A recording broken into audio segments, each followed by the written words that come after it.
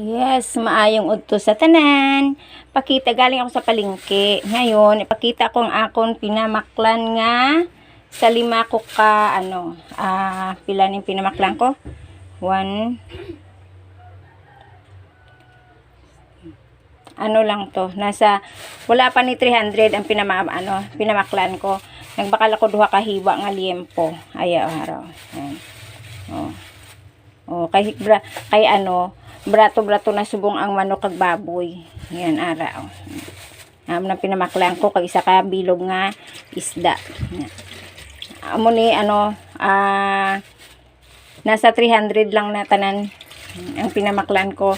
Budget na sa duha kadlaw nga balon sa ako nga trabahadora. Nya. Tapos nagbakal ako sang pichay. Kay ibutang ko naman diri sa isda, masabaw naman ko sa maya-maya. Amo na ang amon dapli sa udto karon ang maya-maya. Pos butang ako sa sang iaslom ko ang alabihod namo. Ang itsura yo kay ginbutang ko ni sa rep, naka-siplak lang siya. Yan. Ihalin na sa Bulacan. Sang isa pa ni kasimana, ginbutang ko lang sa rep nakasiplak amo ni nga itsura ya.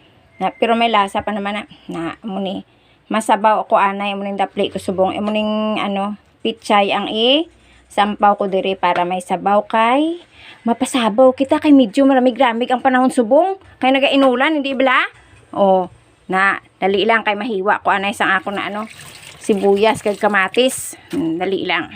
Ara naginit na sang tubig, ibutang nato ng ang dahon sang alabihod imbis na kamatis ang alabihod ang akon pang aslom, tapos butang nato ang sibuyas, luya kag ang sili. Yan.